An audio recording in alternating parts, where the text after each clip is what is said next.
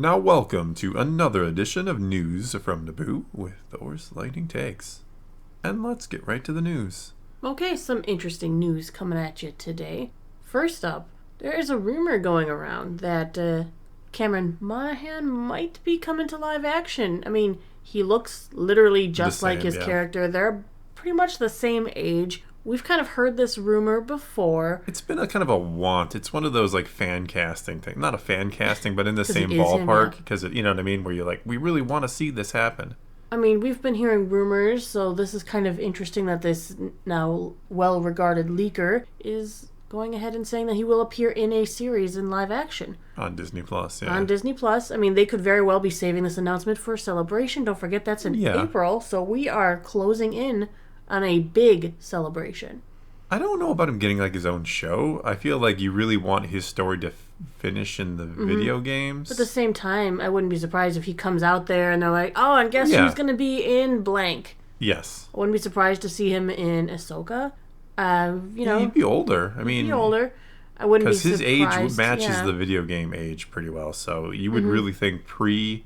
But we don't currently have a show in that except for Andor, and there's no way he's an Andor. You know, it could be animated. He could end up being in this show we keep, the Path show we keep talking about with Asajj and perhaps Quinlan. But at the same time, the leak says live action series. Yeah, it does. So it doesn't mean that he's getting his own, but it could be that they are announcing a new live action series and that he would be in it at some point. Yeah, that makes sense. It could be another Empire Age show. I mean, we do have Andor ending, so we'd have nothing in that time period. Yeah, not that we need anything else in that time period per se, but it kind of makes sense because I'm sure there are people who are just gamers who have played the Jedi games and like them a lot and like the character. Maybe aren't so much Star Wars fans, but then they hear this character they've been following in the games is going to be in a Star Wars show, so then they go check it out. I don't know, that could be a possibility. That could be a line of thinking. Or they're just like a lot of Star Wars fans who play that game and like the character and want to see them, so they're going to subscribe to Disney Plus. Kind of and it's double whammy popular. There. I mean, he's popular. Yeah, he is. He's known within the Star Wars community. He one of those guys who loves what he does. Yeah. So seeing him move into a live-action show, I think would be great. I agree with the Celebration thing. He's that kind of guy or character you'd see on stage and people would get really excited. Like, yeah, we're going to check out this series. It would drum up a lot of interest, especially if they don't have a ton of like big announcements next year. Which, who knows? Maybe they do, maybe they don't. I think they got to give us something. Well, they're going to have something, but you know what I mean. I don't know that. Well, yeah, they'll definitely have like a teaser for Mando and Grogu. I think we're going to find out our next animated project. I think we're going to find out a lot. I think we're going to find out. But I don't know. What are we getting for the next Star Wars Visions? Because I think they're alternating between Visions and the Tales series, I guess we could call it. Yeah, the Tales series. Tales of the Jedi, Tales of the Empire. I think those two alternate years, and I think that's our like May the 4th present. That's cool. I mean, I'd be fine with they do that. If they do that, like kind of alternate years between those two, I like them both. So I mean, I heard rumors that the next Visions is going back to Japan for an all Japan series again. I'm fine with that. I've also heard that could also continue or expand on some of the ones we've already gotten. That would be cool. Ninth Jedi. Again, that's just a rumor. That's the one everybody, well, not everybody, but a lot of people. I also would like to see some more Lop and Ocho, but that's me. We're good there. I think The Village Bride was good as a one-shot, but you know what? That doesn't need to continue. Great one-shot, but not something you need like a story carrying on from. Well, people really liked Ronin so much, it continued into a comic book and a book on its own. And a book, yeah. But yeah, I think it's kind of a matter of time before we see Cal Kestis somewhere in live action. I don't know. It's going to happen. I feel like it's definitely going to happen. It just feels... Because he wants to do it, right? And the fans want it done. And Disney or Lucasfilm are like, well, it'll get people to watch. So everybody's happy. Surprise, he's in live action. They just re-edited part of the Kenobi series and you can see him in one of the amber chambers. I don't know. I think it's going to happen. The second question to that would be, what about Marin? Because, you can't have one without the other. I don't know. We'll see. All right. On to some interesting news. So I did some digging around with Bob Iger. With Bob Iger? No, against Bob Iger. Okay. All right, this is another Deadline article because I find them to be very reliable, obviously, in terms of what they've got. So Bob Iger last week was continuing his cost-effective measures at Disney, and this kind of went a little under the radar, I think.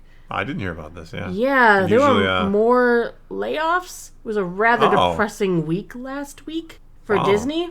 Part of their cost-saving initiative How much of his salary did he sacrifice? About 300 or so people are affected by the layoffs that had started, and they were continuing. So, I mean, there was a number reported of 300, but then they kept going after that.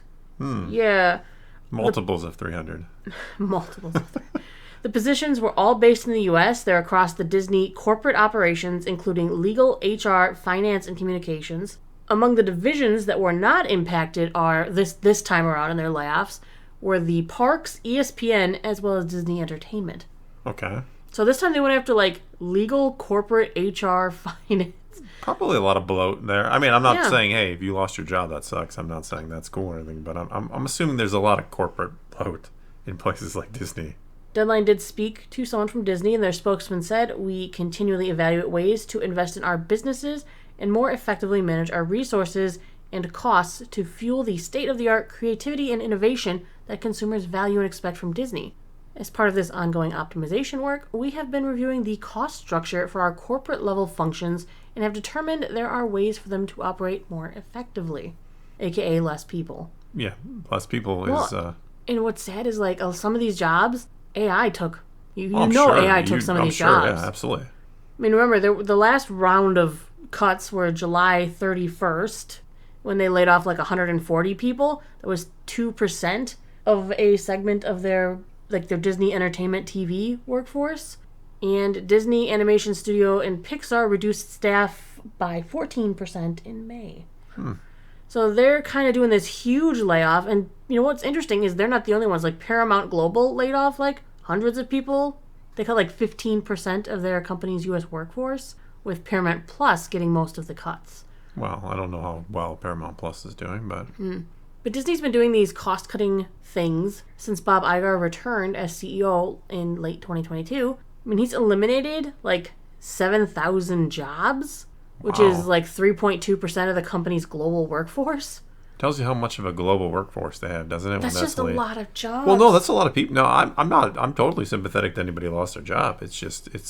I mean, like I said, how much is Bob Iger sacrificing? Is he giving back any of his bonuses there's or paychecks? Some crazy stuff about Bob Iger that just recently came out. I left the... I actually... Teasing us with... I actually don't know if you'd want to make a video on it for your channel. All right. So I did send a couple articles. Can I call it Dirt on Bob? Dirt on Bob. It'd be kind of funny because of what this relates to, partially.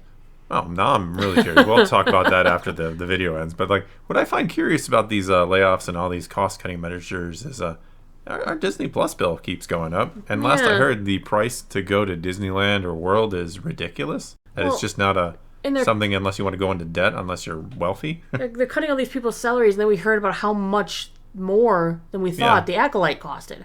Oh, yeah, 230 instead of 180. Yeah, plus 230 whatever else came after. Well, that doesn't include, like, marketing and the rest of post-production, so... Yeah, 250. Yeah, but all I know is they keep asking for more of your money, and somehow they need to keep doing costs. Less workers, and they give you less. They even tell you, like, we're going to cut back and do less shows on Disney Plus, but we're going to charge you more. Makes perfect sense. Perfect sense. Yeah. But for now, I think that's going to be all we got for you this time. Now it's your turn. Take to the comments below. Tell us what you think about this rumor of Cal Kestis. Do you want to see it? What kind of show would you like to see him in? His own show? Show up somewhere else? Whatever the case may be. Leave a comment below. Let's talk some Star Wars. And until next time, thanks for watching.